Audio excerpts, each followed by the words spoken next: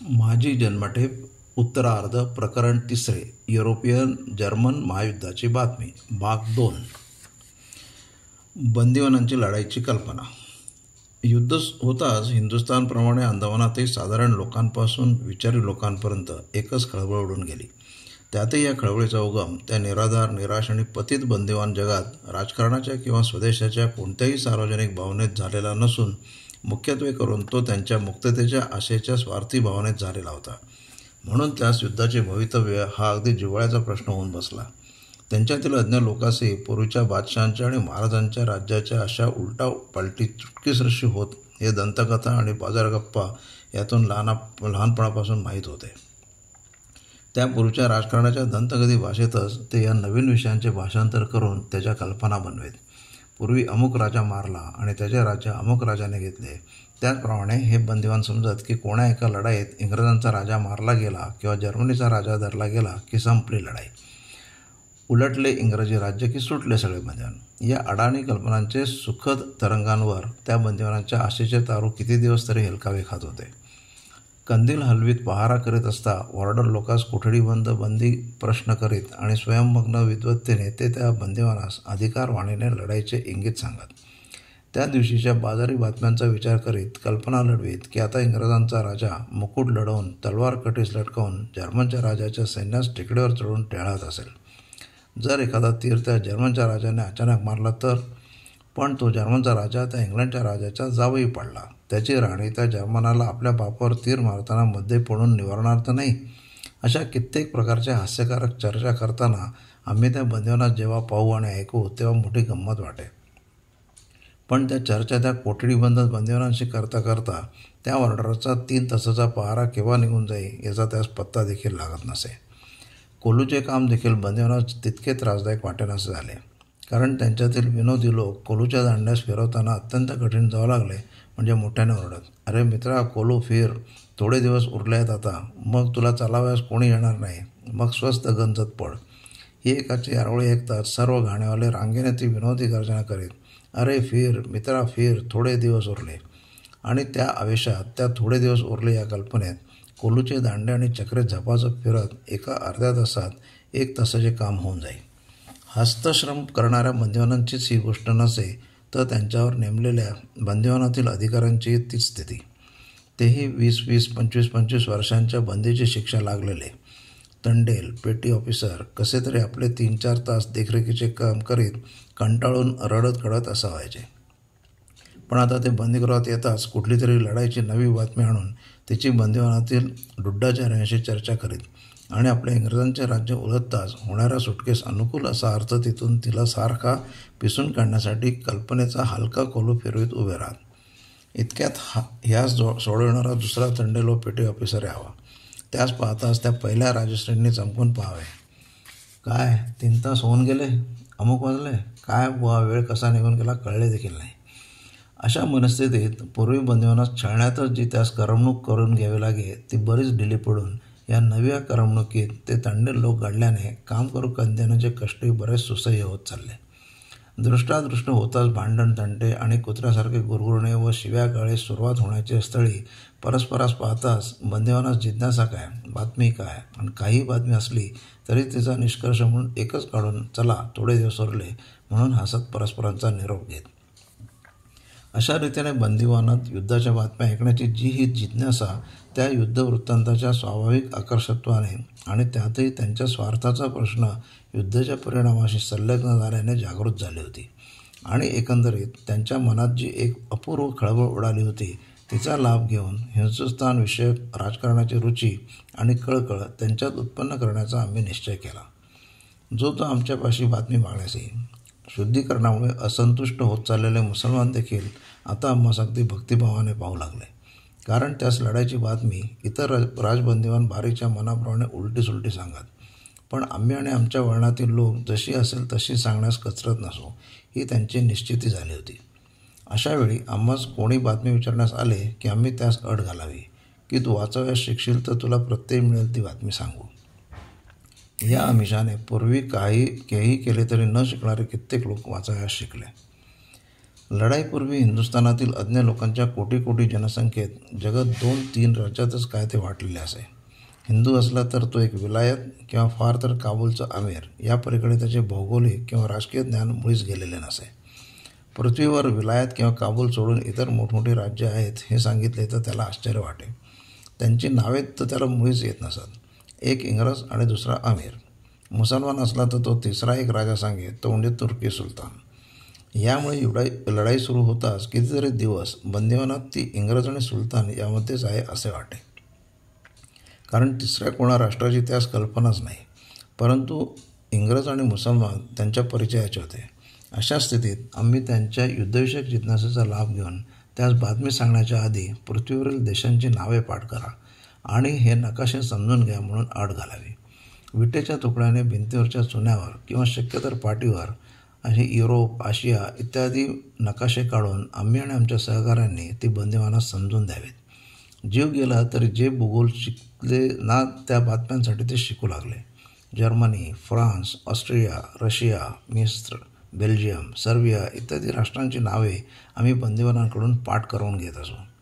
नंतर मानचित्रांवर त्यांची अवस्थिती कुठे आहे ते दाखवून युद्धघटना समजून देऊ. त्यांच्यात जे चाणाक्ष होते त्यास पुढे त्या भिन्न राष्ट्रांची राज्यघटना कशी असते हे शिकवित गेलो. त्यास राजा तेवढा माहीत. म्हणून फ्रान्सचा राजा हटला, अमेरिकेचा राजा रागवला असे ते म्हणत. आणि जेव्हा प्रथम कोणी सांगावे की अरे तिथे राजाच नाही तर विचारेत मग लढाई कोण करतो, त्याविरहित त्यांची राजांच्या लढण्याची कल्पनाही भारतातील कथांवरूनच उचललेली असल्याने द्वंद्वयुद्ध खेळतात असे त्यास नेहमी वाटे. रशियाचा राजा अगदी अशक्त आहे. म्हणजे रशियाच्या राजाचे हात किरचिव किंवा शरीर किरकोळ असा ते करीत आणि जर्मनीचा बादशाह धष्टपुष्ट असल्याने तो रशियाच्या राजा सुपारीसारखा खाऊन टाकेल ही त्यांची आशा असे. त्यामुळे कोण कोणास जिंकणार ही गोष्ट ठरवताना ते प्रथम विचारेत, बेल्जियमचा दुसरा कोणी राजा कसा लढतो. घोड्यावरून बसण्यात पुष्कळ पटायत असेल नाही. केसरच्या शरीराविषयीची वर्णने तर ऐकण्यासारखी होती. तो धष्टपुष्ट होता होता अगदी भीमसेन इतका लठ्ठ झाला होता. तो किल्ल्याची दारे हाताच्या ठोसासरशी चूर्ण करी. फ्रान्सच्या राजाला तर त्याने एकदा मानगुटी धरून एका धक्क्यासरशी खाली बसवले होते. जर्मन बादशाह अधिक उंच आहे की रशियाचा, म्हणून आम्हास एकाने विचारलेला प्रश्न आम्हास अजून स्पष्टपणे आठवत आहे. आणि रशियन राजाच नव्हे तर लोकही जर्मन लोकांपेक्षा साधारणतः उंच आणि दिप्पट असतात असे आम्ही सांगताच त्यांची झालेली संशयी मुद्रा आणि तर मग जर्मन राजाचे या रशियाच्या राजाशी झुंपल्या जाणाऱ्या युद्धात कसे होईल अशी चिंतित आकृती आम्हास दिसत आहे.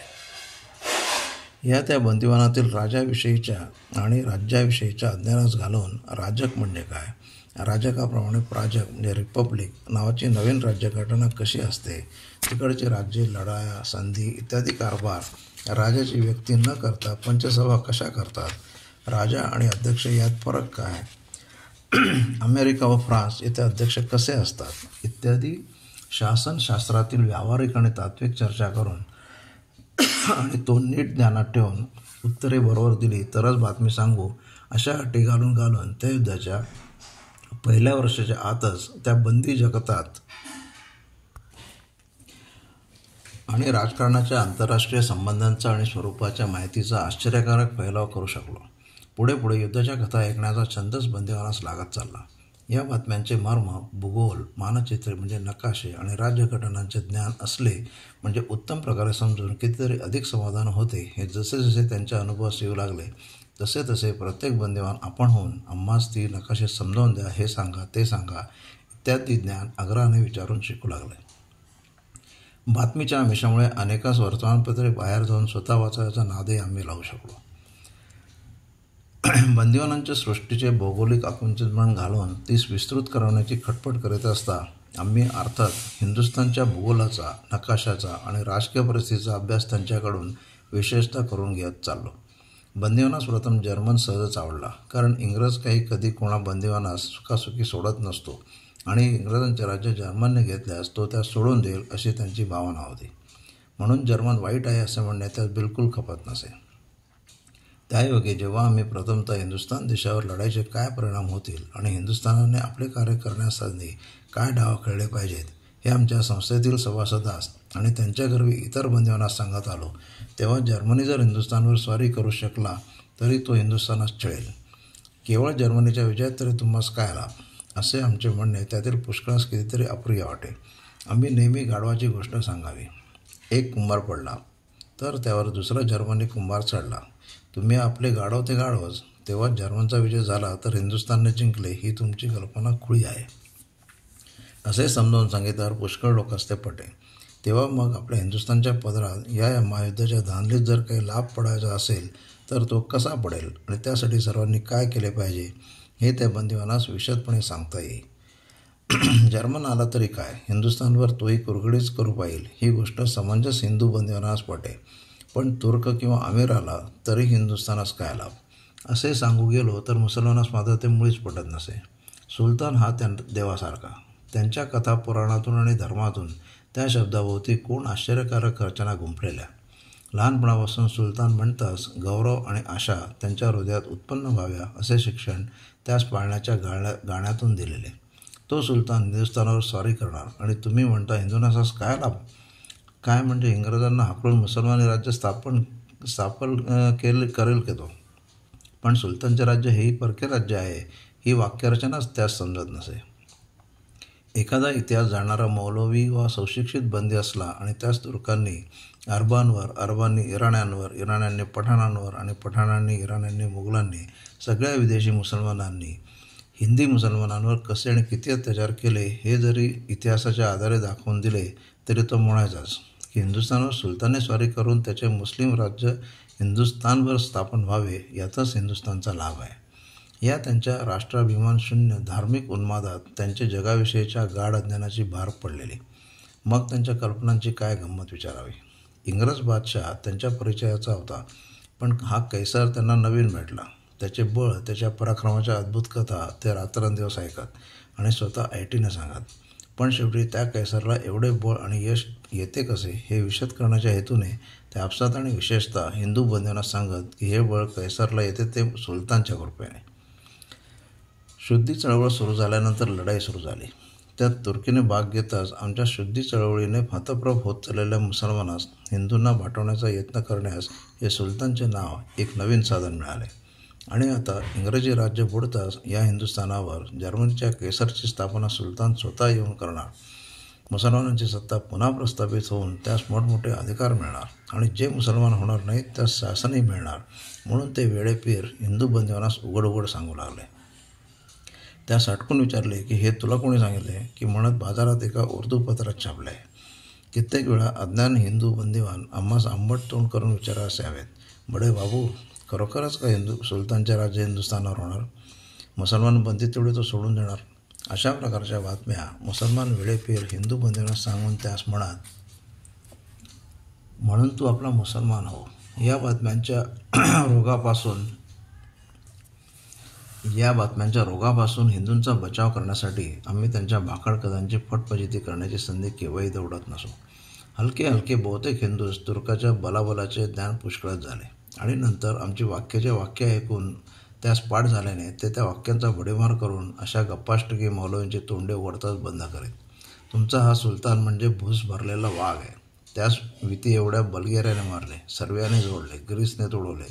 गेल्या 10 वर्षात 10 ठिकाणी त्याची हवेलदंडी उडाली आणि तो हिंदुस्थानावर म्हणे स्वारी करणार. इंग्रजांचा एक फटकारा त्यास निवारण्यास पुरे आहे. जर्मनीच्या कुंकू लावण्याने त्यास काय ते महत्त्व नाही तर आजपर्यंत नाही ते त्याने कुठे इंग्रजांचे नाव काढले. आणि सुलतान म्हणे कैसरला बळ देतो आणि यश देतो. कुठे कैसर आणि कुठे सुलतान, कुठे इंद्राचा ऐरावत आणि कुठे ही ऐटमियांची तट्टाणी. अशी ठरवी वाक्य उच्चारून हिंदू बंदिवान त्या वेड्यापिरांचा भ्रम उतरवून टाकेत.